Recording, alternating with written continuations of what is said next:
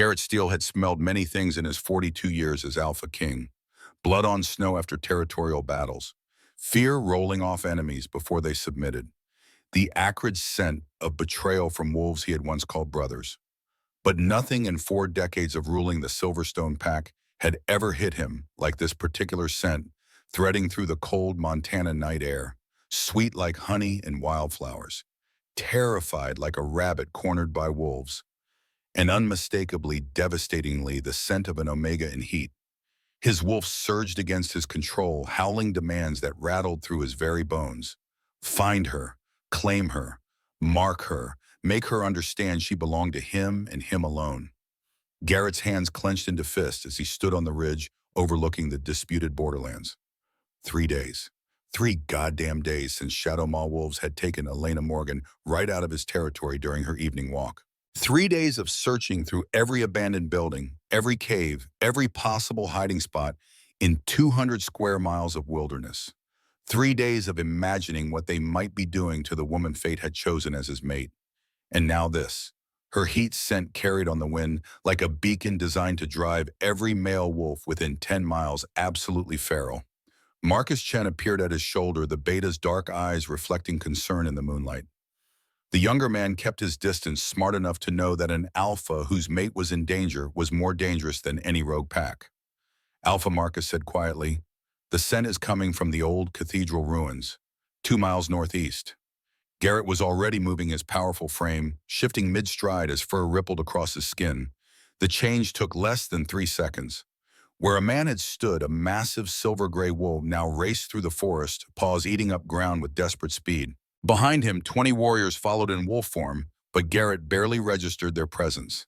Every cell in his body screamed at him to reach Elena, to protect her, to claim what was his before some other male caught that intoxicating scent and decided to take what did not belong to him. The ruins appeared through the trees like broken teeth jutting from the earth. Once, perhaps a century ago, this had been a cathedral where humans had worshipped their god. Now it stood as a monument to time's cruelty, stone walls crumbling, and roof collapsed, nature reclaiming what man had abandoned. Garrett shifted back to human form. As he approached, pulling on the pants Marcus tossed him. His warriors fanned out in a defensive perimeter, weapons ready, every sense alert for Shadow Maw ambush. But the ruins stood silent except for the wind whistling through broken arches. And underneath that wind so faint he almost missed it, the sound of someone singing. Garrett froze. Elena's voice, hoarse and cracking, drifted from somewhere deep within the collapsed structure. She was singing a lullaby the kind mothers sang to frightened children. The kind designed to soothe and comfort and promise that morning would come.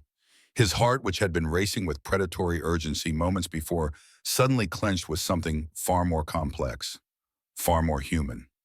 Alpha, Marcus whispered, pointing toward a half-collapsed stairwell that led down into darkness. The scent is strongest there.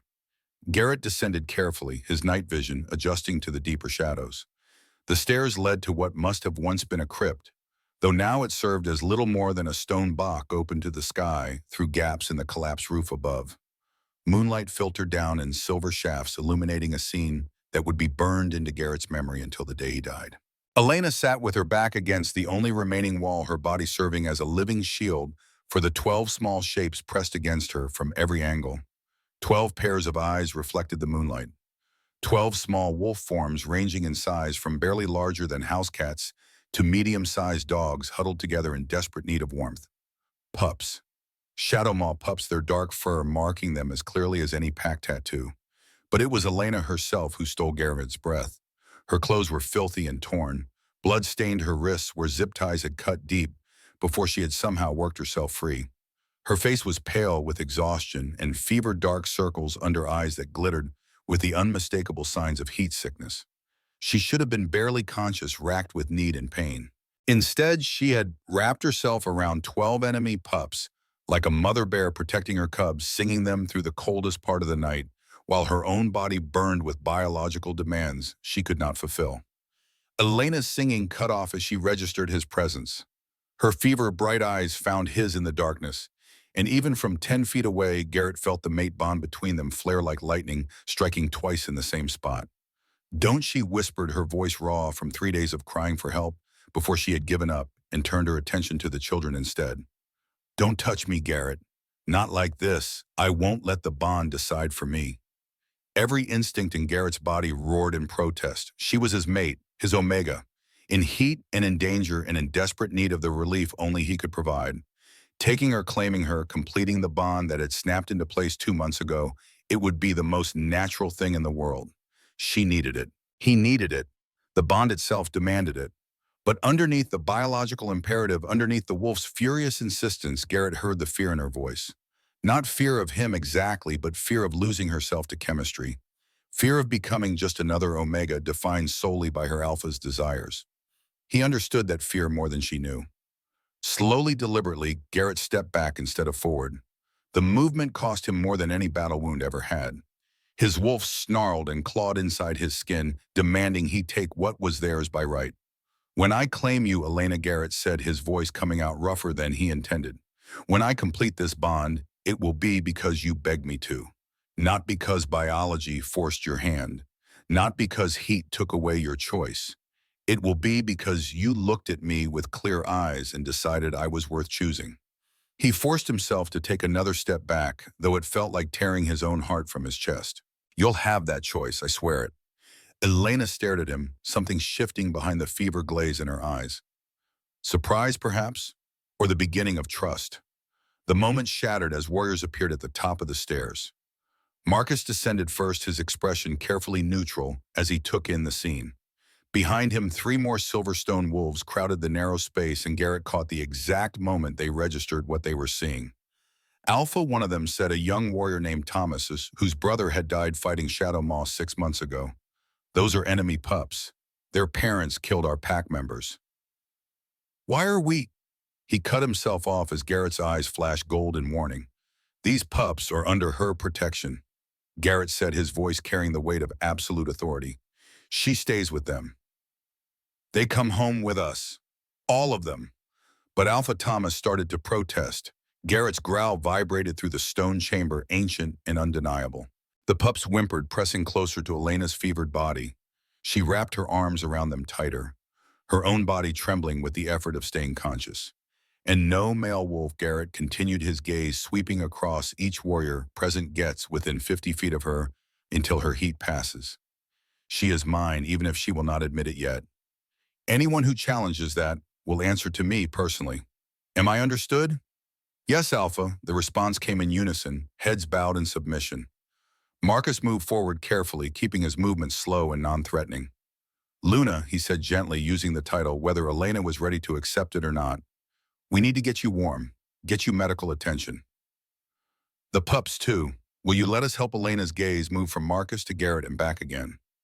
She was shaking now, though whether from cold or fever or fear was impossible to tell. The largest pup, a dark gray male with intelligent amber eyes, growled low in his throat despite his small size. He positioned himself between Elena and the adult wolves, his body vibrating with protective instinct. You are a very brave warrior, Garrett said to the pup, crouching down to his level, while still maintaining distance from Elena. You protected your family when no one else would. That takes true courage. The gray pup's growl faded to an uncertain whine. His amber eyes, far too knowing for such a young face, studied Garrett with obvious suspicion.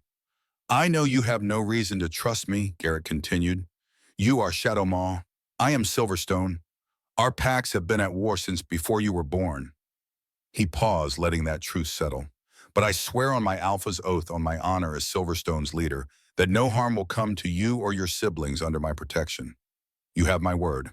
They left us, the pup said, his voice small and broken in a way that made Garrett's chest ache. His shift was seamless, revealing a boy no more than 12 years old with dark hair and those same amber eyes. They told us to hide here, said they would come back, but they never did. 3 days, Elena whispered, her voice barely audible. 3 days these babies were alone in the cold, hungry, terrified, while their pack fought battles and forgot they existed. Rage, white-hot and righteous, flooded through Garrett's veins. What kind of pack abandoned their young? What kind of alpha left children to die of exposure and starvation while playing political games over territorial lines? Marcus, Garrett said, his tone deadly calm in the way that made seasoned warriors nervous. Get blankets, warm ones. Alert the medical wing. We are bringing in 12 pups, all of them likely suffering from hypothermia and malnutrition. And someone wake Dr. Sarah. Tell her the Luna is in heat crisis and will need immediate attention. The beta disappeared up the stairs without question. Two other warriors followed to help gather supplies. Thomas remained his expression troubled as he looked at the dark furred pups clustered around Elena. Alpha Thomas said carefully, "The pack will not accept this easily. Enemy young. The woman who has made you." He stopped, clearly searching for words that would not get him killed. Soft, some are saying. They question whether the mate bond has compromised your judgment. Garrett rose to his full height, and even Thomas, who stood a head taller than most wolves, took an involuntary step backward. The temperature in the crypt seemed to drop 10 degrees as Garrett's alpha power rolled outward like a physical force. "Then they can question me to my face," Garrett said softly, "at tomorrow's pack meeting, where I will make my position crystal clear. These pups are under Luna Elena's protection, which means they are under mine, which means they are under Silverstone's protection. Anyone who touches them, threatens them, or makes them feel unwelcome answers directly to me." He let that promise hang in the air, sharp as any blade. "Now get out. Send down only female wolves with the blankets and medical supplies. No males until her heat passes." Thomas bowed his head and retreated quickly. Smart male. He understood when he was standing on the edge of an alpha's very last nerve. Alone again, except for Elena and the pups, Garrett allowed himself to truly look at her. To see past the heat scent that made his wolf rabid with need. To see the woman who had somehow worked herself free of restraints, found 12 abandoned pups in the freezing darkness, and chosen to stay with them through a night that should have killed her. Her skin was too pale except for the fever flush on her cheeks. Her lips were cracked from dehydration. Her hands, still wrapped protectively around the smallest pups, trembled with exhaustion. But her eyes, those fierce brown eyes that had first caught his attention in a crowded street 2 months ago, burned with determination. She would not abandon these children, not even to save herself, not even when her own body was tearing itself apart with need. Garrett had ruled the Silverstone pack for 15 years. He had made hard decisions that cost lives, had fought battles that left scars on his soul as deep as the ones on his body, had learned to balance mercy with strength, compassion with authority in ways that kept his pack safe and thriving. But in this moment, watching Elena Morgan sacrifice herself for children who were not hers, for pups whose parents had been his enemies, Garrett understood something profound, something that shifted the very foundation of how he saw the world. Strength was not just about winning fights. Leadership was not just about commanding respect. True power lay in choosing mercy when vengeance would be easier, in protecting the vulnerable even when it cost you everything. Elena had shown him that truth without meaning to, and Garrett would be damned if he let her regret it. Female warriors appeared with blankets and medical supplies. Dr. Sarah Kim, the pack's head physician, descended into the crypt with the brisk efficiency of someone who had seen everything twice and was not impressed by much anymore. But even she paused when she saw the scene below. "Sweet moon goddess," Sarah breathed. "She has been in heat for how long?" 3 days, we know of, Garrett said. Possibly longer if the stress triggered it early. Sarah's eyes snapped to his, sharp with professional concern. Alpha, 3 days of untreated heat crises is she did not need to finish. They both knew what happened to Omegas who went too long without relief during heat. Permanent damage. Sometimes death. "She needs her mate," Sarah said bluntly. "She needs you. Everything else is secondary." "No!" Elena's voice cut across the space, stronger than it had any right to be. "I need these pups safe first. I need them warm and fed and protected. Then we can worry about me." "Luna, your body cannot." Sarah started. "I have survived 3 days," Elena interrupted. "I can survive a few more hours. See to the children first, doctor." "That is not a request." Sarah's eyebrows rose. She glanced at Garrett, clearly expecting him to override his stubborn mate. Instead, Garrett felt something warm and fierce expand in his chest. Pride, respect. The beginning of love that went far deeper than mate bond chemistry. "You heard the Luna," Garrett said quietly. "The pups first." Sarah muttered something in Korean that probably questioned the sanity of both Alpha and Luna, but she moved to examine the children. The female warriors helped coax the pups away from Elena, one by one, wrapping them in blankets and checking for injuries. The gray pup, the brave warrior who had growled at warriors 10 times his size, refused to leave Elena's side. He shifted back to wolf form and positioned himself across her lap, amber eyes watchful and protective, even as his small body shivered with exhaustion. "You are a good big brother," Elena whispered, running her fingers through his dark fur. "They are lucky to have you." The pup's tail thumped once against her leg. Despite everything, despite the cold and fear and hunger, he had not abandoned his family. Would not abandon them now, not even for warmth and safety. Garrett recognized that loyalty, that stubborn refusal to let go of those under your protection, even when holding on cost you everything. He had built his entire leadership philosophy around it. This pup, this child of his enemies, understood honor in ways many adult wolves did not. The youngest pup, around 5 years old, if Garrett's guess was right, whimpered as a warrior tried to check his injured leg. Elena's head snapped up despite her fever, her attention immediately zeroing in on the small black pup with the white patch on his chest. "Mason," Elena said, her voice cracking. "His name is Mason. His leg was bleeding. I bandaged it, but I did not know if the cut was deep enough to." She swayed, nearly passing out. Garrett was there before conscious thought, catching her before she could fall. The moment his skin touched hers, the mate bond exploded between them like summer lightning. Heat and electricity and the overwhelming sense of coming home after a lifetime of wandering. Elena gasped, her eyes flying open to meet his.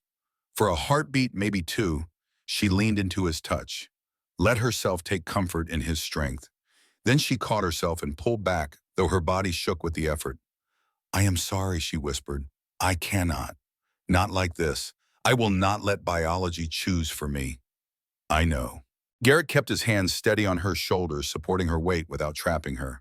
"And I will not take that choice from you. But Elena, you need help. Your body is shutting down.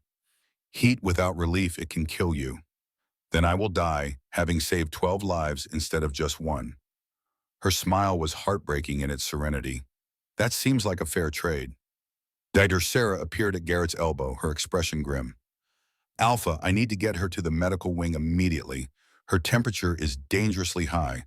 Another few hours and we are looking at organ failure."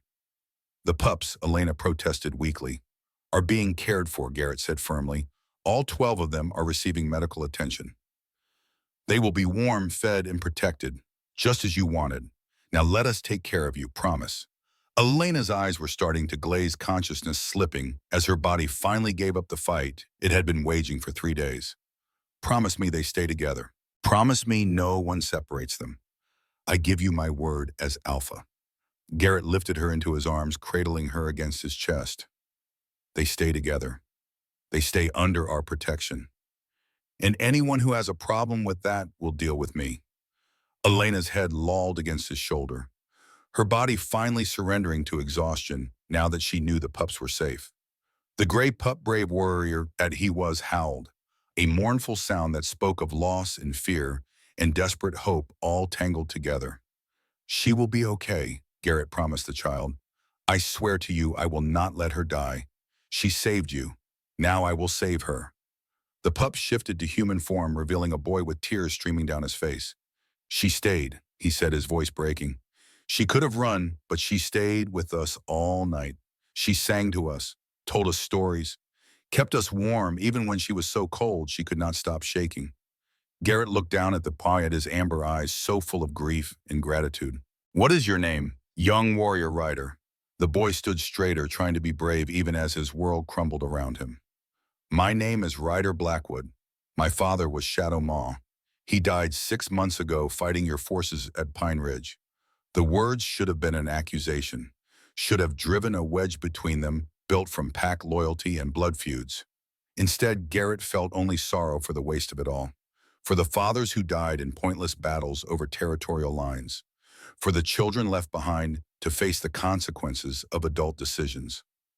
"Your father was a good warrior," Garrett said quietly. "He deserved better than to die in a border skirmish over hunting grounds. You all deserve better than to be abandoned in ruins to freeze." He meant every word, and Ryder, young as he was, seemed to recognize that truth.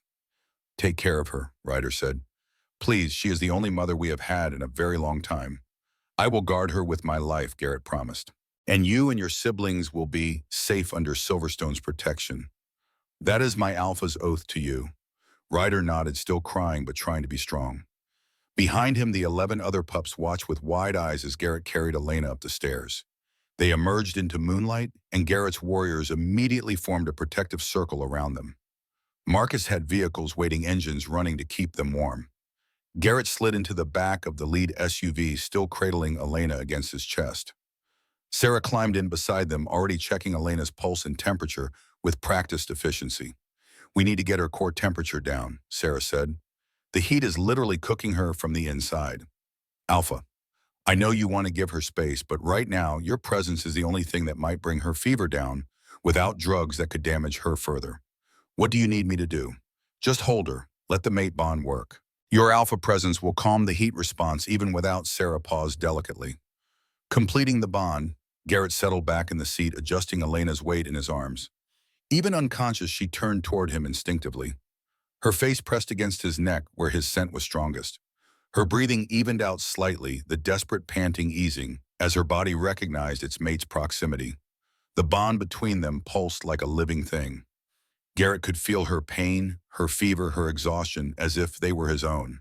Could feel the biological demands tearing through her system, insistent and overwhelming. Heat wanted what heat wanted, and no amount of willpower could completely override that primal drive. But underneath the heat, underneath the base chemistry, Garrett felt something else.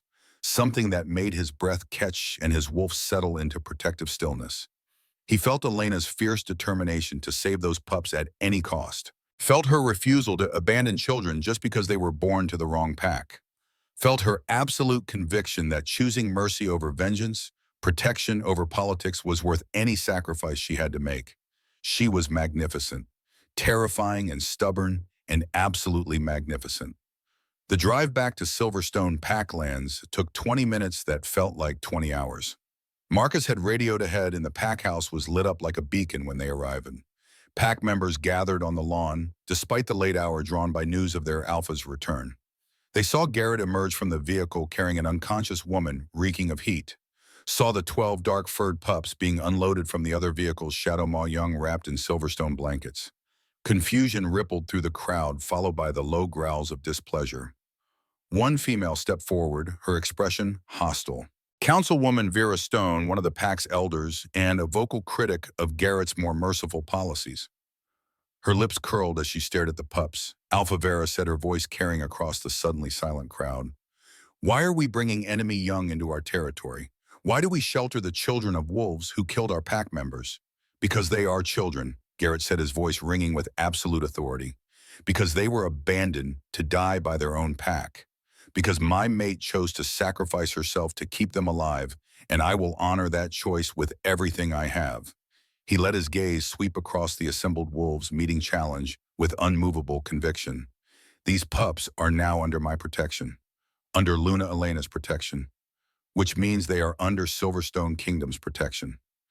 Anyone who has a problem with that can challenge me now." Silence fell like a stone dropping into still water. No one moved. No one spoke. Garrett's reputation as a fighter was well-earned and thoroughly documented. Challenging him to combat was essentially suicide. But Vera was not finished. "Her mate is in heat," she said, her tone dripping disdain. "Clearly the bond has compromised his judgment. An alpha should not, what Garrett's voice dropped to a deadly quiet, should not show mercy, should not protect the vulnerable, should not honor his mate's courage even when it is inconvenient." He took a step forward, and even Vera, bold as she was, took an involuntary step back. "I have led this pack for 15 years. 15 years of battles won, territory claimed, and prosperity earned. I have never once asked you to follow me blindly. I have earned your trust through action, not empty words. So when I tell you these pups stay, when I tell you my mate's choice is my choice, you will accept it, or you will challenge me. Those are your options." No one challenged. But Garrett could see the resentment simmering beneath forced submission. Could see the calculations happening behind careful masks. This was not over. Not by a long shot. But that was a problem for tomorrow. Tonight he had a mate in crisis and 12 traumatized pups who needed safety. Dr. Sarah led him to the medical wing, to a private room already prepared with fresh linens and medical equipment. Garrett laid Elena on the bed as gently as he could, brushing sweat, damp hair back from her forehead. I will need to run tests, Sarah said. Start an IV for fluids. Her wrists are infected where the zip ties cut, so antibiotics are necessary, and her core temperature needs to come down before it does permanent damage. Do what you need to do, Garrett said. Just take care of her. Please. Sarah's expression softened slightly. She has been in heat crisis for 3 days and somehow stayed conscious long enough to keep 12 pups alive. Your mate is tougher than she looks, Alpha. She will survive this. Garrett wished he could believe that with the same certainty, but he had felt Elena's pain through the bond, had felt how close to the edge she was dancing. One misstep, one complication, and he could lose her before they even had a chance to truly begin. The door opened and Marcus appeared. Alpha the pups had been settled in a room down the hall, all 12 in the same space as Elena requested. Dr. Chen is examining them now. Preliminary report shows malnutrition, dehydration, minor injuries, but nothing life-threatening. Good. Garrett did not take his eyes off Elena's too pale face, and Ryder, the oldest one, refusing to let anyone too close, particularly to the injured pup Mason. Dr. Chen says the boy is remarkably protective for his age. He is their guardian, Garrett said quietly, has been keeping them alive on his own for who knows how long. That kind of responsibility changes you. Marcus nodded, understanding flickering in his dark eyes. The pack is unsettled, he said carefully. Word is spreading fast about the pups, about Elena's condition. Some are supportive. Others, he paused. Others are calling for a council meeting. Then we will have a council meeting, Garrett said. Tomorrow morning, I want every ranking member there. Vera Stone, Thomas Reed, all of them. Time to lay down the law. And if they vote against you, then they vote against me. And I remind them exactly who is Alpha here. Marcus hesitated, then asked the question he had clearly been holding back. Alpha, forgive me, but I need to understand. These pups, why risk pack descent over Shadow Maw Young? I know Elena saved them. I know she has a good heart. But is that really worth splitting the pack over? Garrett turned to face his beta, fully meeting the younger wolf's confused but loyal gaze. Marcus, what would you do if you found 12 Silverstone pups abandoned in ruins, starving and freezing, left to die by circumstances beyond their control? I would save them, Marcus said immediately, without question, even if it meant going against pack protocol, even if it meant sheltering them when easier options existed. Of course, they would be pack. They would be ours. Exactly, Garrett said softly. They would be yours. So tell me what makes those 12 down the hall any different. They were born in Shadow Maw, yes, but they are still pups, still children, still innocent of the crimes their parents may have committed. He looked back at Elena, at the woman who had understood that truth without needing it explained. She saw children who needed help, and she helped them. No politics, no pack loyalty calculations, no concern for how it might look or what it might cost her. Just pure compassion. And if I cannot support that, if I cannot stand beside her in that choice, then what kind of mate am I? What kind of alpha? Marcus was quiet for a long moment. Then he bowed his head. I understand, Alpha. And for what it matters, I agree with you. The pack may take time to see it, but he smiled slightly. They usually come around to your way of thinking eventually. Usually, Garrett agreed dryly, though sometimes they need encouragement. After Marcus left, Garrett pulled a chair close to Elena's bedside and settled in for what promised to be a very long night. Dr. Sarah worked efficiently, starting the IV and cleaning Elena's infected wrists with practiced hands. She left instructions for monitoring and medication, then departed to check on the pups. Alone with his unconscious mate, Garrett finally allowed himself to drop the alpha mask, allowed himself to feel the fear that had been gnawing at his gut since the moment he caught her scent in the ruins. She had nearly died. Would have died if they had arrived even hours later, and not from her captors or violence or any of the 100 dangerous things that plague pack territories. She had nearly died because she chose to give everything she had to save children who were not hers to save. Garrett reached out slowly, carefully, and took her hand in his. Her skin was still too hot, fever burning through her despite the IV fluids, but her pulse beat steady beneath his fingers. Strong and determined, just like the woman herself. You are going to drive me absolutely insane, he told her sleeping form. You know that, right? I am going to spend our entire lives together having heart attacks every time you decide to be heroic. Elena did not answer, lost in whatever dreams heat fever brought. But through the mate bond, Garrett felt her subconscious recognition of his touch, felt her body relax incrementally as it registered safety. He sat with her through the long hours of the night, watching moonlight crawl across the floor and listening to her breathing even out as the fever slowly finally began to break. Somewhere down the hall, 12 pups were discovering what it meant to be warm and fed and protected, learning that maybe, just maybe, they could survive the loss of everything they had known. And in this quiet room, Garrett Steele Alpha, king of the Silverstone Pack, made a silent promise to the unconscious woman whose hand he held. He would stand beside her, would fight for her choices even when they cost him everything, would build a family from the ashes of war and prove that mercy was not weakness, would be worthy of the woman who had shown him what true strength really looked like. Outside the window, dawn began to paint the Montana sky in shades of gold and pink. A new day rising on a world that had changed overnight in ways both subtle and profound. The battle for acceptance was just beginning. But Garrett had faced worse odds and come out standing. This time he would not be standing alone. Elena woke to the sensation of being watched. Not the predatory awareness that had kept her alert during 3 days of captivity, but something warmer, protective. The kind of watching that promised safety rather than threatened harm. Her eyes opened slowly, adjusting to the soft morning light, filtering through curtains she did not recognize. The room was unfamiliar but clearly expensive. All clean lines and comfortable furniture that spoke of wealth and taste. Medical equipment beeped quietly beside the bed, monitoring vitals she could not interpret. And in the chair beside her, body angled to face both the door and the bed, simultaneously sat Garrett Steele. He was asleep or close to it, his head tilted back against the chair in a position that would leave his neck screaming when he woke. Dark stubble shadowed his jaw, evidence of at least a day without shaving. His clothes, the same ones he had worn in the ruins, were rumpled and stained with dirt and what looked like blood. He had not left her side. Even exhausted, even desperately needing rest himself, he had stayed, guarding her through whatever crisis her body had been fighting. The mate bond hummed between them stronger now that she was conscious. Elena could feel him through it, feel the edges of his emotions bleeding through the connection. Worry, relief, a fierce protectiveness that made her breath catch. And underneath it all, a carefully controlled desire that made her skin warm despite the IV pumping cool fluids into her veins. The pups, Elena said, her voice coming out rough as gravel. Where are the pups? Garrett's eyes snapped open immediately, silver irises finding hers, with an intensity that made her pulse jump. For a moment, he just stared as if confirming she was really awake and not another fever dream.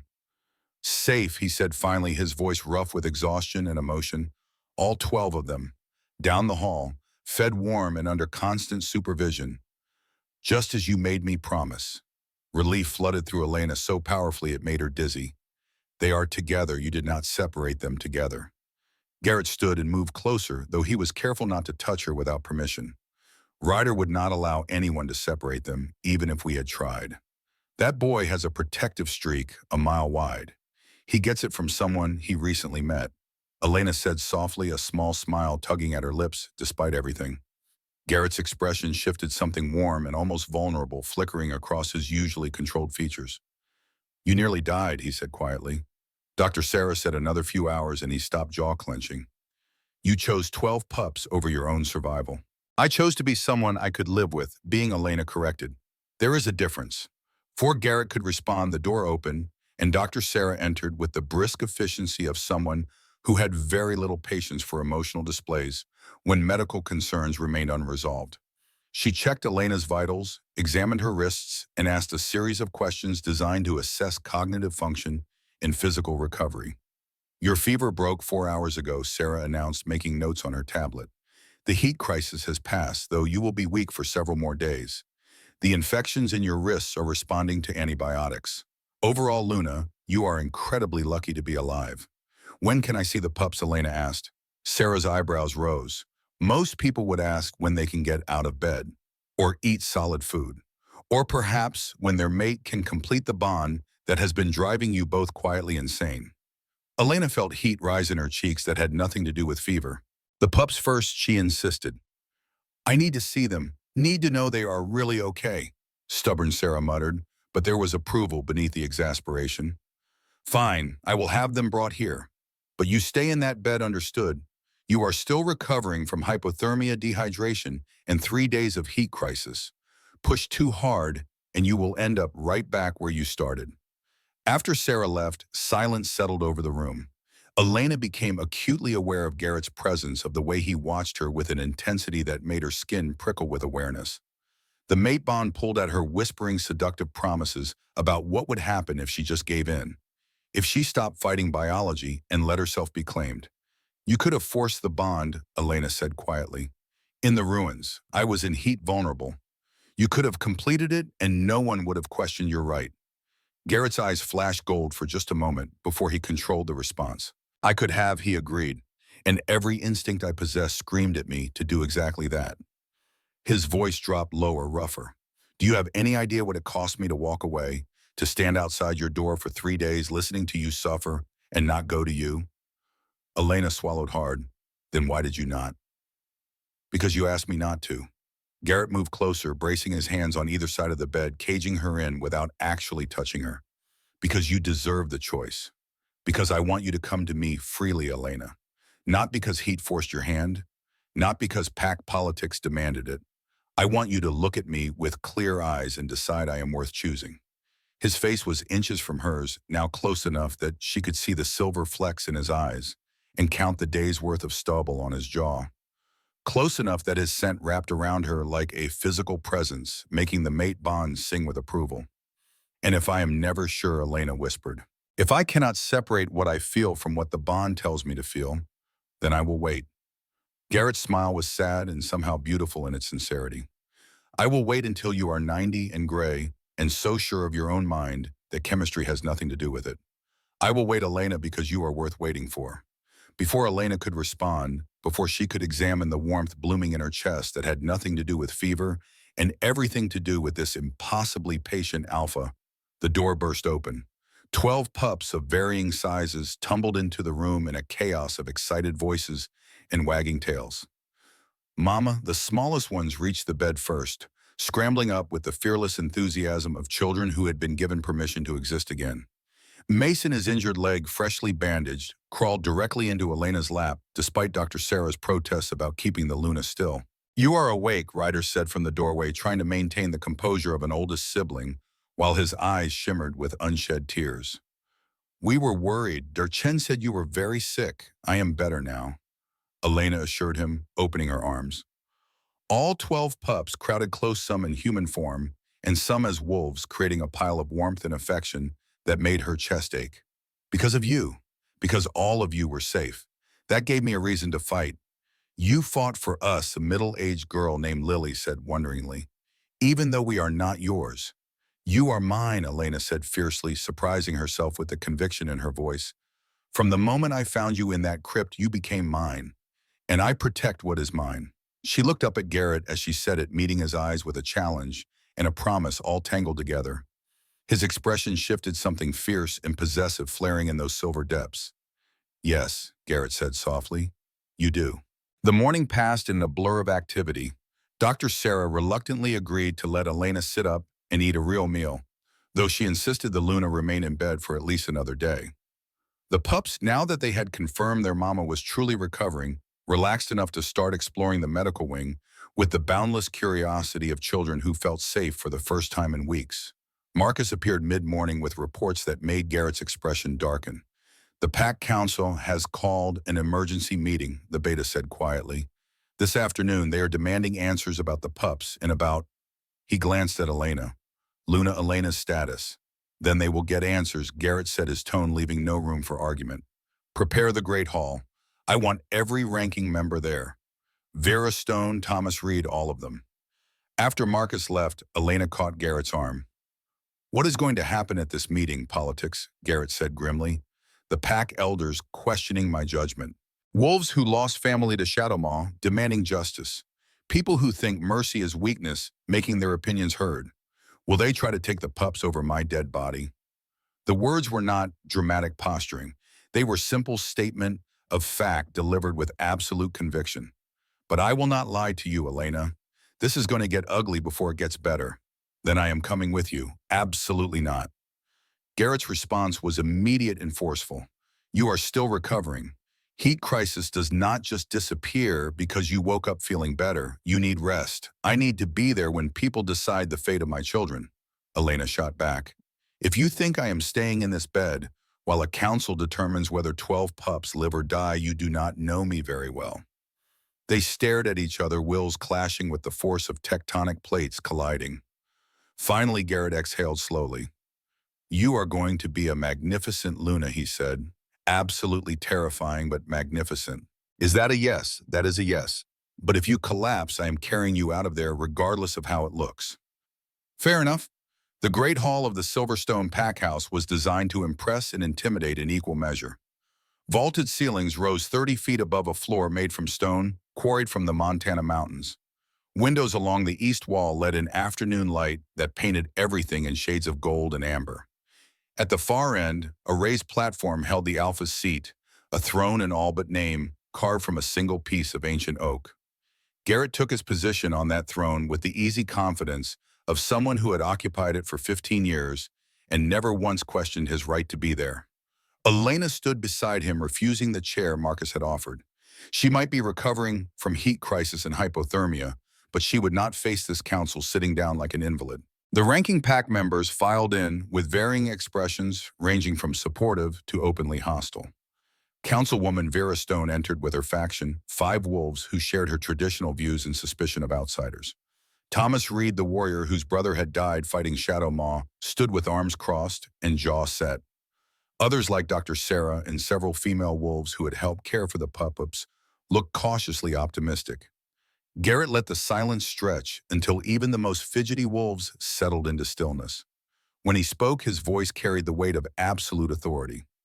You called this meeting to question my decisions regarding the 12 Shadow Maw pups currently under our protection. Ask your questions.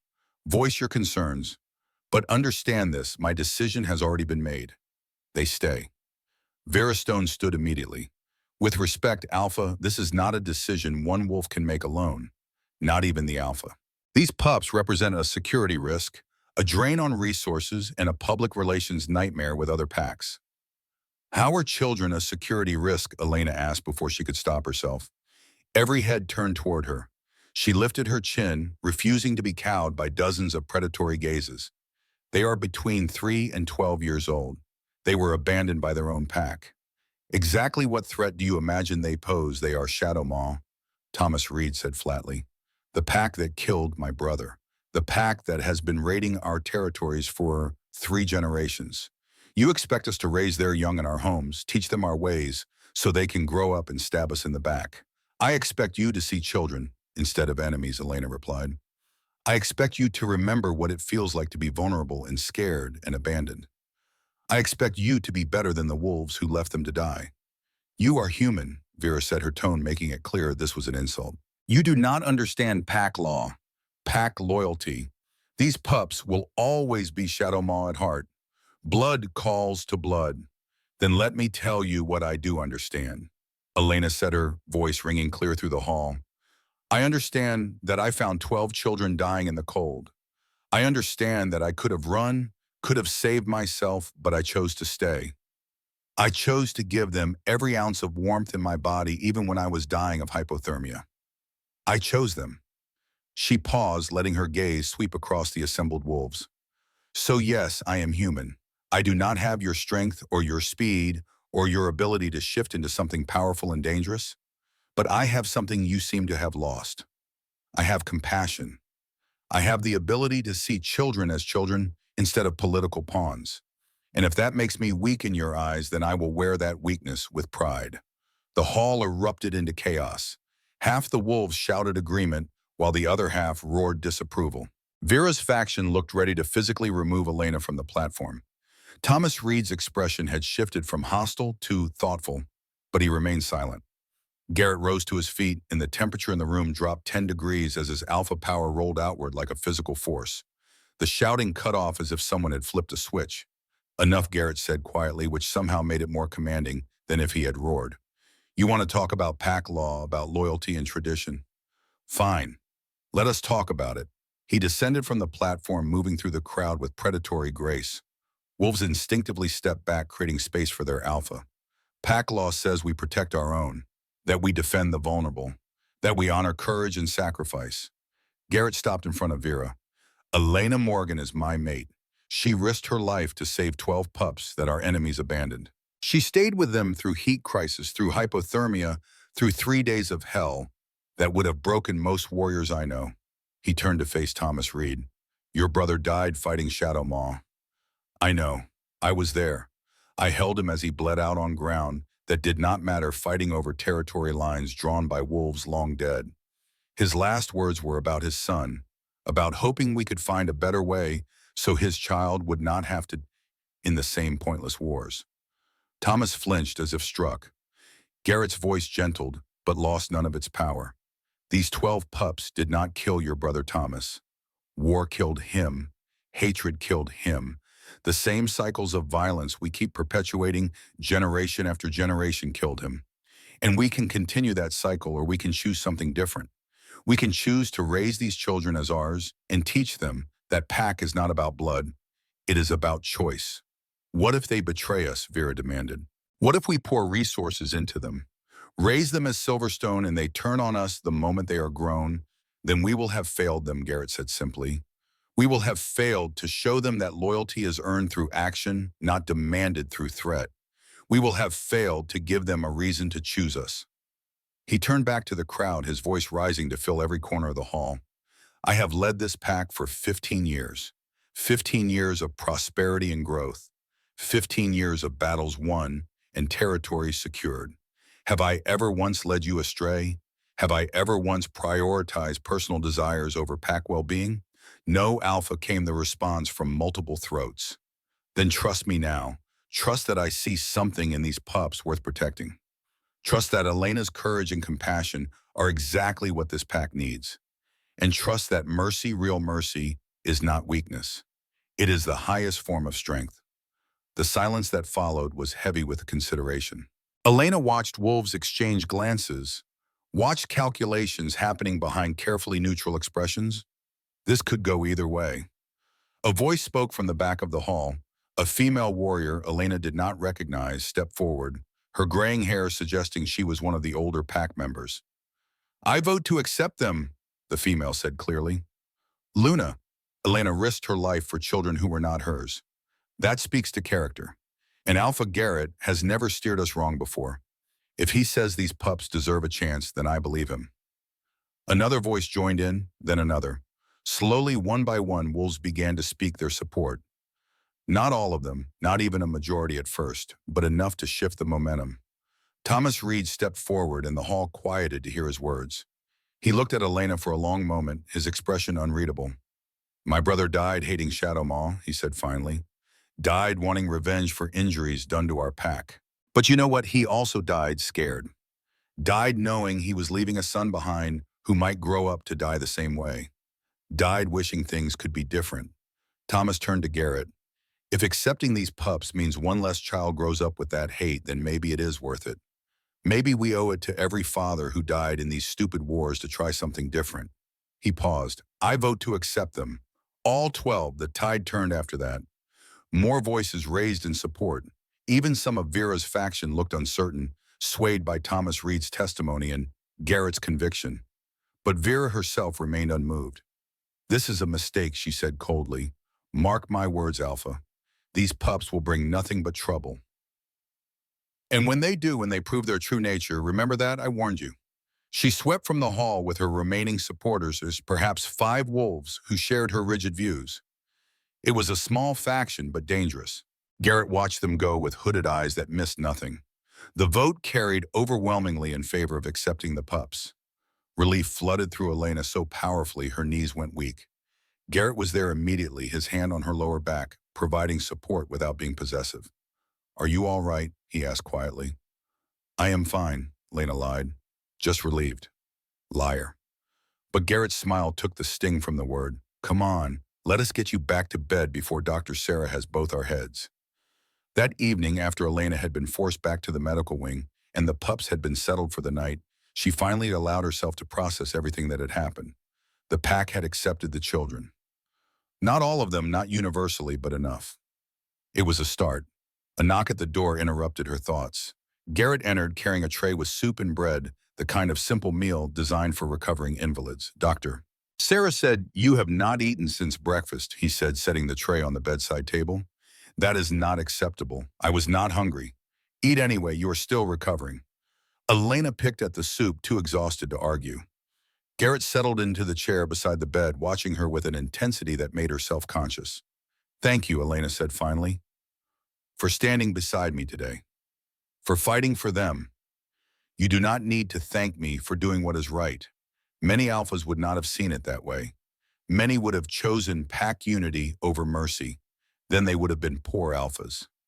Garrett leaned forward, his elbows resting on his knees. "Elena, do you know why I became alpha so young?" "You challenged the previous leader," Elena said. That much she knew from pack history Marcus had shared. "I killed him," Garrett corrected bluntly. "I was 27 years old, barely old enough to be taken seriously, and I killed an alpha who had led this pack for 30 years. Do you know why?" Elena shook her head. "Because he ordered the execution of 3 pups whose parents had committed treason against the pack.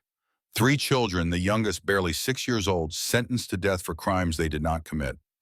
I stood in that great hall and watched him pronounce that sentence, watched wolves I had known my whole life nod along, like it made perfect sense." Garrett's eyes were distant, remembering. "And I realized in that moment that strength without mercy is not leadership. It is tyranny. So I challenged him, killed him in front of the entire pack. And I promised that as long as I led Silverstone, we would never punish children for their parents' mistakes. That is why you accepted them," Elena whispered. "The 12 pups. Because you made a promise 15 years ago. I accepted them because you showed me they deserved acceptance. But yes, that promise is part of who I am as alpha." Garrett reached out slowly, telegraphing his intention before his hand covered hers. "Just as your compassion is part of who you are as Luna." "I have not accepted being Luna yet," Elena pointed out. "I have not completed the bond." "I know, and I am not pushing. But Elena," he paused, choosing his words carefully. "The heat has passed. The biological imperative is gone. So I need to ask you something, and I need you to answer honestly. What do you want this bond? Not because fate decided it, not because pack law suggests it. Do you, Elena Morgan, want to be my mate? Want to complete this connection?" Elena's breath caught. She looked at their joined hands, at the way his thumb traced absent patterns across her knuckles. Felt the mate bond humming between them, warm and right, in a way that had nothing to do with heat chemistry. "I'm afraid," she admitted quietly. "Afraid of losing myself. My mother was an Omega. She completed the bond with my father when she was 19 in the middle of heat with no real choice. And I watched her disappear over the years. Watched her become nothing but my father's Omega instead of herself." Garrett was quiet for a long moment. Then he said, "I cannot promise you will not change. Completing a mate bond changes both partners. But Elena, look at what you have already done. You stood up to an entire pack council today. You fought for 12 children against a room full of wolves who could tear you apart without breaking a sweat. Does that sound like someone who disappears?" "No," Elena admitted. "You are the strongest person I have ever met. Human or wolf, it does not matter. Your strength comes from inside, from who you are at your core. A mate bond will not erase that. If anything," he smiled slightly, "it will make you more terrifying because you will have alpha power backing you up." "Despite everything," Elena laughed. "That is supposed to be reassuring. Is it working, maybe?" They sat in comfortable silence for several minutes. Finally, Elena said, "I need time. Not because I do not want you, but because I need to be sure. Need to know in my bones that I am choosing you, not just accepting destiny." "Take all the time you need," Garrett said. "I will be here." Another knock interrupted them. Marcus entered, looking troubled. "Alpha," he said, "we have a situation. There is a wolf at our border requesting entry. Says his name is Connor Drake. Says he is an old friend." Garrett's expression went carefully blank, but Elena felt tension flood through him. "Connor Drake," he repeated. "What is the Mountain Ridge Alpha doing on our territory? He says he heard about the Shadow Maw pups. Wants to discuss potential alliance opportunities." Marcus hesitated. "Alpha, I do not trust his timing, neither do I," Garrett said grimly. but we cannot refuse him entry without cause. He looked at Elena. I need to deal with this. Will you be all right? I will be fine. Go. After Garrett left, Elena tried to settle into sleep, but found herself restless. Something about the name Connor Drake made her uneasy, though she could not say why. The mate bond carried echoes of Garrett's tension, his wariness around this unexpected visitor. She was still awake an hour later when raised voices echoed from somewhere down the hall. Elena slipped from bed despite Dr. Sarah's orders, wrapping a robe around herself and padding barefoot toward the sound. She found Garrett and a stranger in the hallway outside the medical wing, clearly in the middle of a heated discussion. The stranger was tall, nearly Garrett's height, with dark hair and a smile that did not quite reach his eyes. Handsome in a way that felt calculated, like he knew exactly what effect he had on people and used it deliberately. This stranger's eyes found Elena and his smile widened. Well, he said smoothly, this must be the famous Luna who tamed the great Garrett Steele. I heard she was beautiful, but rumors did not do you justice. Garrett moved subtly, positioning himself between Elena and the stranger. His body language screamed possession and threat in equal measure. Elena, this is Connor Drake, Alpha of Mountain Ridge Pack. Garrett's tone was absolutely frigid. Connor, this is Elena Morgan, my mate. Not yet fully claimed, though. Connor observed his gaze dropping to Elena's unmarked neck. No mating bite. How interesting. The temperature in the hallway plummeted.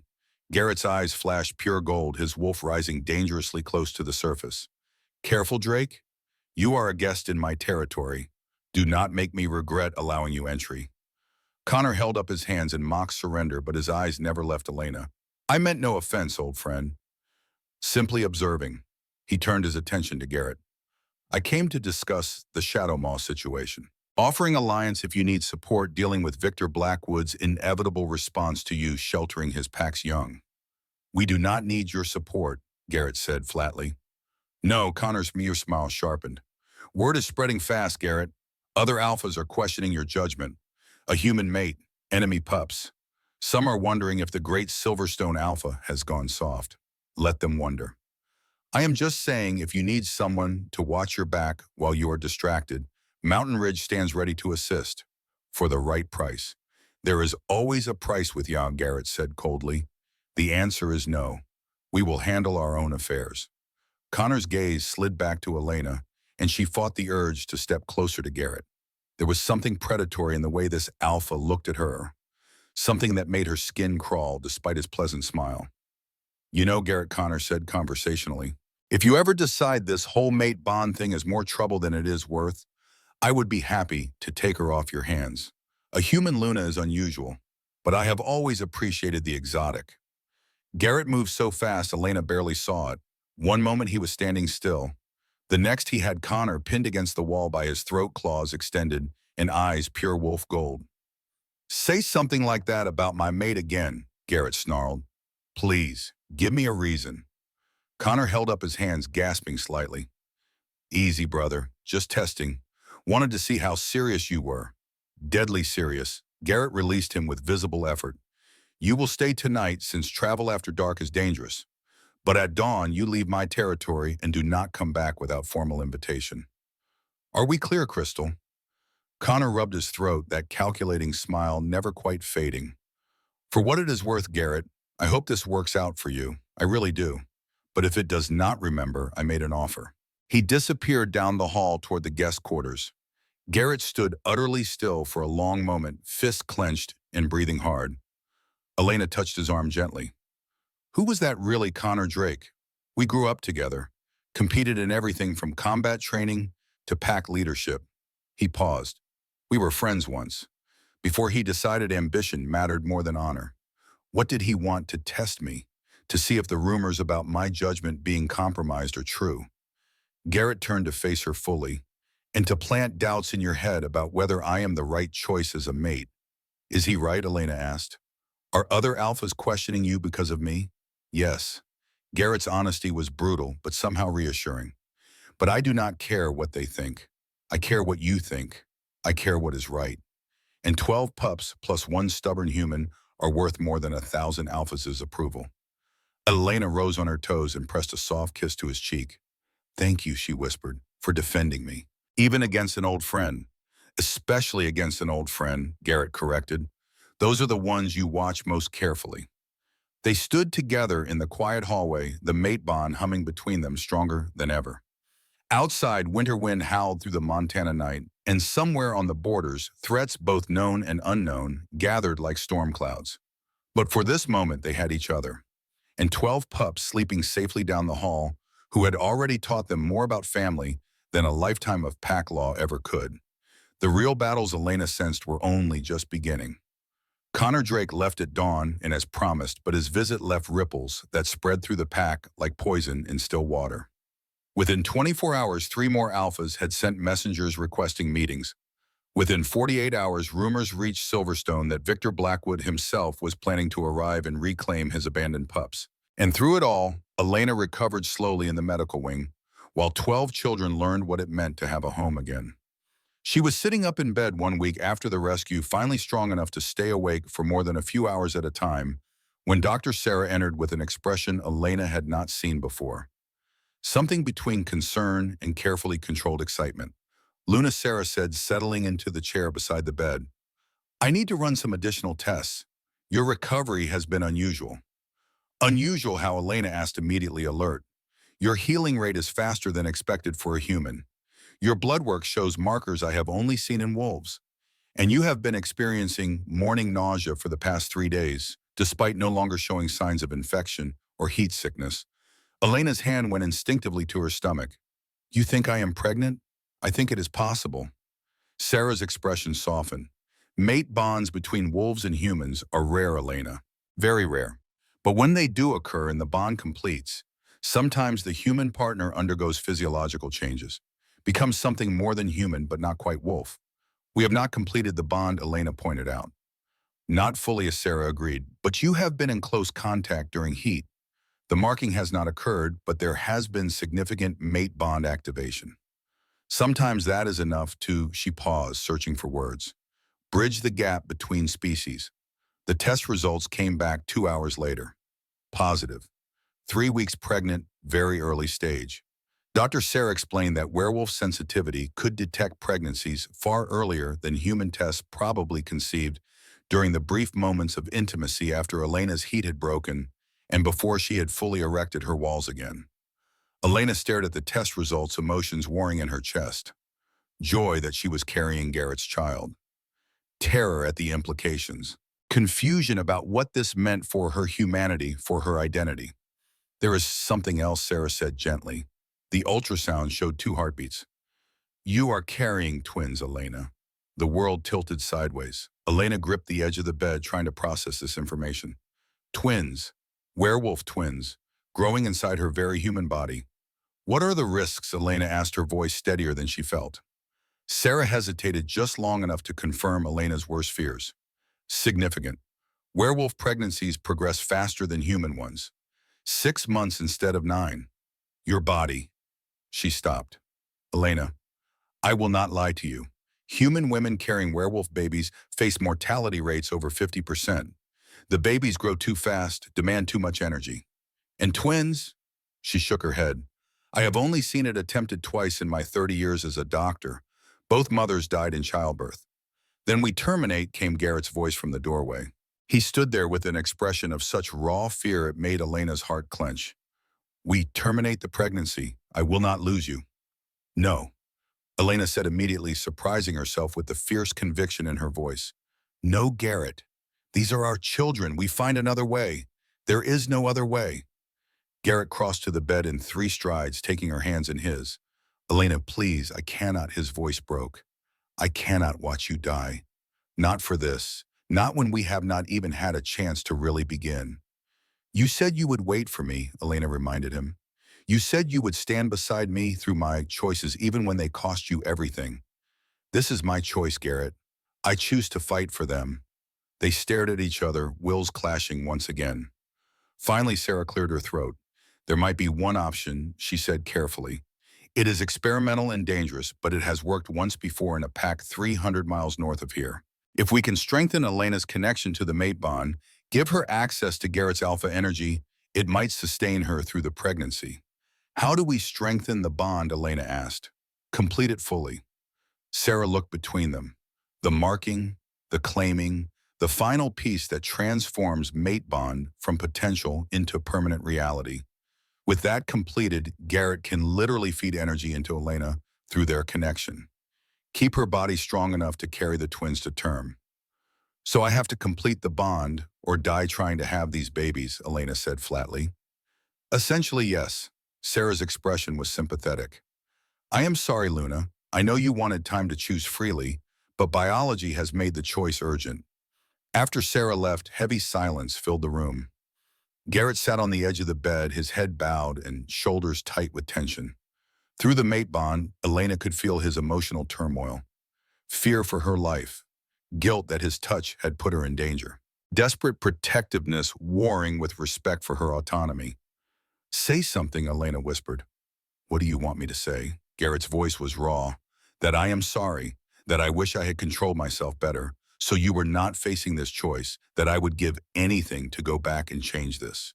Would you really, Elena asked? Would you really want to erase them? Garrett's head snapped up, silver eyes blazing with intensity. If it meant keeping you safe, yes, without hesitation. You are, he stopped, jaw clenching. You are everything, Elena. These babies, they are not even real to me yet, but you are sitting here in front of me, alive, and pregnancy might take that away. They are real to me, Elena said softly, her hand resting on her still flat stomach. Already real, already mine, already ours, and I will not give them up without a fight. Even if the fight kills you, especially then, because they deserve a mother who wanted them enough to risk everything. Just like 12 pups deserve someone who would stay in freezing ruins rather than run to safety. Garrett made a sound somewhere between a laugh and a sob. You are going to be the death of me, he said. You know that, absolutely the death of me. Elena reached out and cupped his face, forcing him to meet her eyes. Then we die together, she said. Or we live together. But we do this together, Garrett. That is what mates do, right? He pulled her into his arms with desperate gentleness, burying his face in her hair. I choose life, he said fiercely. For all of us. Whatever it takes, we find a way to keep you alive. The decision made, they moved forward with grim determination. The marking ceremony was scheduled for 3 days later, time enough for Elena to regain enough strength and for Garrett to prepare the pack for their Luna's official claiming. But fate, it seemed, had other plans. 2 days before the ceremony, midnight brought howls of alarm through Silverstone territory. Elena woke to chaos warriors running through hallways and the distinct sounds of combat filtering through her window. Garrett burst into her room, already half-shifted, fur rippling across his skin. Rogues, he said tersely, at least 30 of them, led by Alpha Cain, the bastard we exiled 2 years ago for killing pack members during a dominance dispute. He has come for revenge. Elena's blood ran cold. The pups, she breathed, are being moved to the inner sanctum as we speak, Garrett assured her. But Elena, I need to lead the defense. Marcus is good, but he is not Alpha. The pack needs me on the front lines. Go, Elena said immediately, even as fear clawed at her throat. Protect our home. I will be fine here with the pups. Garrett hesitated, clearly torn between duty and mate. Finally, he pulled her into a fierce kiss that tasted like desperation and promise. If anything happens, if anyone breaches this, deep into the pack's house, you run. You take the pups and you run, and you do not look back. Understood. Understood, Elena lied. They both knew she would never abandon the children, circumstances be damned.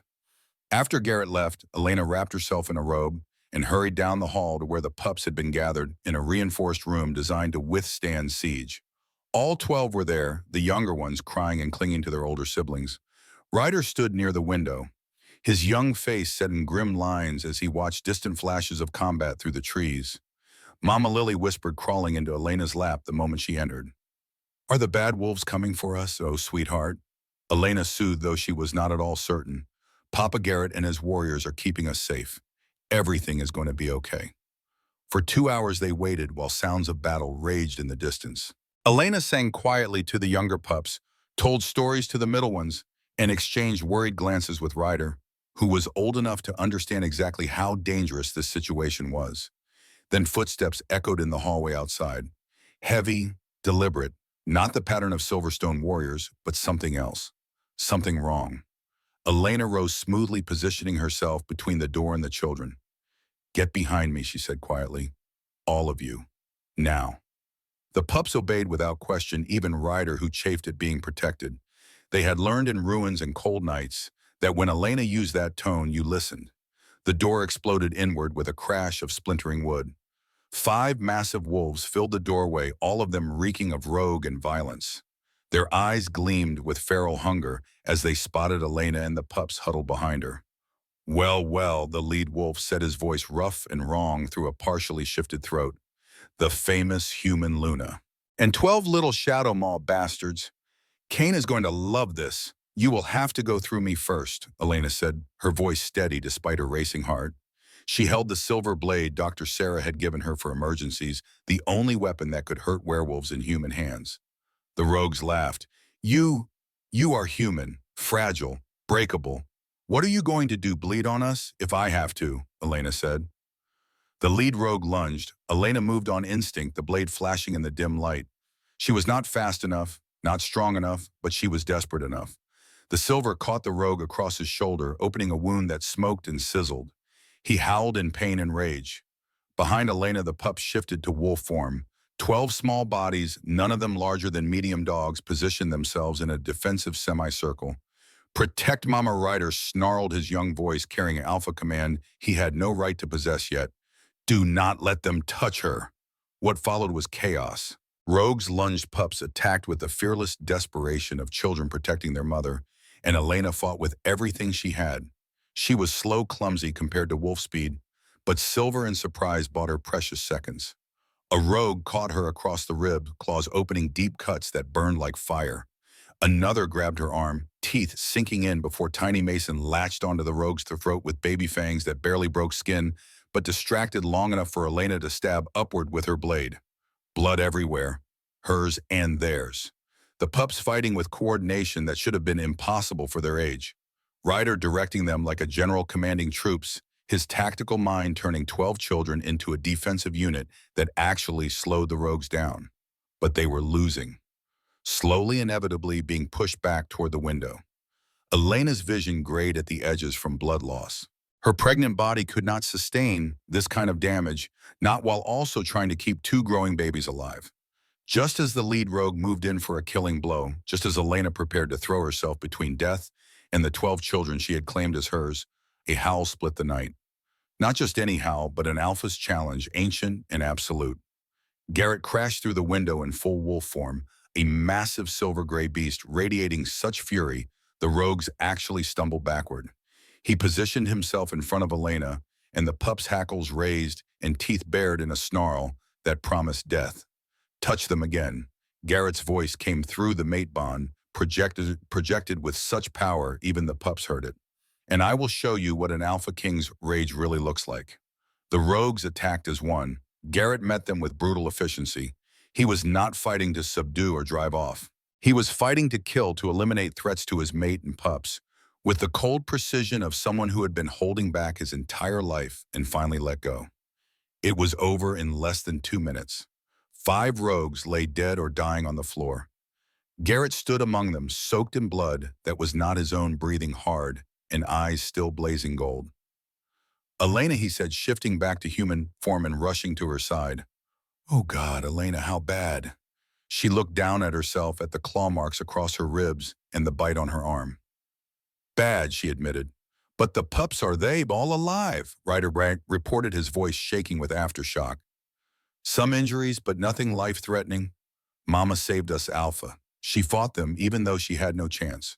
Fought them anyway." Garrett's eyes met Elena's, raw with emotion. "Of course she did," he said, roughly gathering her carefully into his arms. "Because she is the bravest, most stubborn, most magnificent person I have ever known." Marcus appeared in the destroyed doorway with Dr. Sarah close behind. The beta took one look at the carnage and the injured Luna and immediately started barking orders. "Get Dr. Sarah everything she needs. Alert the medical team.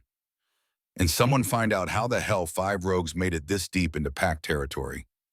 The next hours passed in a blur of pain and medical intervention. Elena's wounds were cleaned and stitched, antibiotics pumped into her veins to fight infection. Dr. Sarah worked with grim efficiency, but her expression grew more concerned As the examination continued, Luna, Sarah said finally, her voice heavy, the trauma from the fight, the blood loss, the stress on your system, it has triggered early labor. You are only 3 months along. The babies cannot survive if they come now. Then stop it, Garrett said flatly. Do whatever you have to do. Drugs, bed rest, magic, I do not care. Stop the labor. I can try. But Elena needs to complete the mate bond now. Not in 2 days. Now. It is the only way to flood her system with enough alpha energy to potentially stop the contractions and give the babies a fighting chance. She is injured, Garrett protested, barely conscious. I cannot. He stopped, horror crossing his features. Sarah, I cannot claim her while she is like this. That is not. It is wrong. It is survival, Sarah corrected bluntly. And Elena is running out of time. Hours, maybe less. Do it. Elena whispered, her voice barely audible. Garrett, please. Save them. Save our babies. What about saving you? Garrett's voice broke. Elena, if I complete the bond now while you are this injured, the energy transfer could kill you. Your body might not be able to handle the transformation. Then I die trying. Elena forced her eyes to focus on his face. But our children have a chance. That is all I need. A chance. They stared at each other, both knowing this might be the last conversation they ever had. Finally, Garrett leaned down and pressed his forehead to hers. I love you, he said. I have loved you since the moment you looked at me in that crowded street and asked if I was lost. Loved you when you laughed at my attempts to explain pack dynamics. Loved you when you chose 12 enemy pups over your own safety. And I will love you in whatever comes next. This life or the next. You are mine, Elena Morgan. Forever. Forever, Elena agreed. Now claim me. Make me yours completely. What happened next was both sacred and terrifying. Garrett's mark when it came was gentle, despite the circumstances. His teeth sank into the junction of her neck and shoulder with precision that spoke of absolute control, even in crisis. The bond exploded between them, no longer a whisper of potential, but a roaring certainty that connected them at every level. Soul, mind, body, energy. Elena felt Garrett flood into her through the bond, his alpha power pouring into her system like liquid fire. It burned and healed simultaneously, remaking her from the inside out. She felt her human limitations stretching, expanding, transforming into something more. Not wolf, but not entirely human either. Something new, something that could possibly survive carrying werewolf twins. The pain was beyond anything she had ever experienced.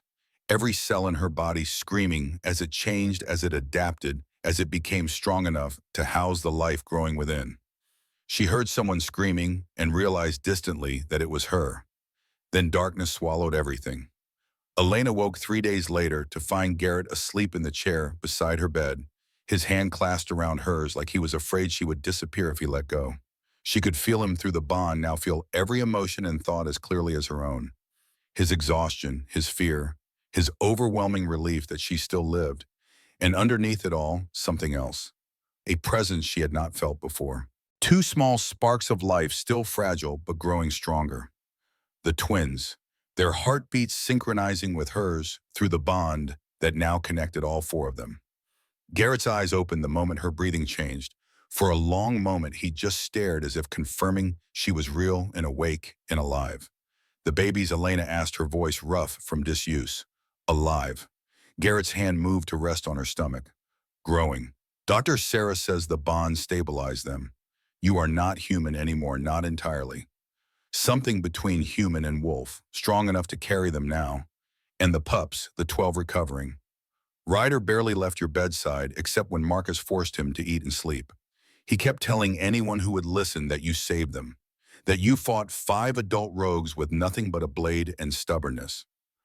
That sounds about right, Elena said, managing a weak smile. Did we win the rogue attack? We won. Garrett's expression darkened. Lost 3 warriors, but we drove off the rogues and killed their alpha. Kane is dead, his pack scattered. They will not trouble us again. Good. They sat in comfortable silence for several minutes, both processing everything that had happened. Finally, Elena said, I felt you die.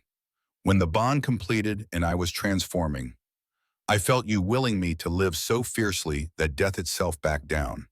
I may have had a rather intense conversation with the moon goddess, Garrett admitted. Made some promises I probably should not have. But you are here, so I regret nothing. What kind of promises? The kind that ensure I spend the rest of our very long lives together being the mate you deserve. Starting with actually asking instead of assuming. Elena Morgan, will you marry me? Human ceremony in addition to mate bond. Legal recognition in both our worlds. The whole elaborate production. That sounds like a lot of work, Elena teased. You are worth it. Then yes. Yes to marriage and mate bond, and whatever other commitments you want to make. Yes to all of it. The weeks that followed settled into a new rhythm. Elena's pregnancy progressed rapidly, but her transformed body kept pace.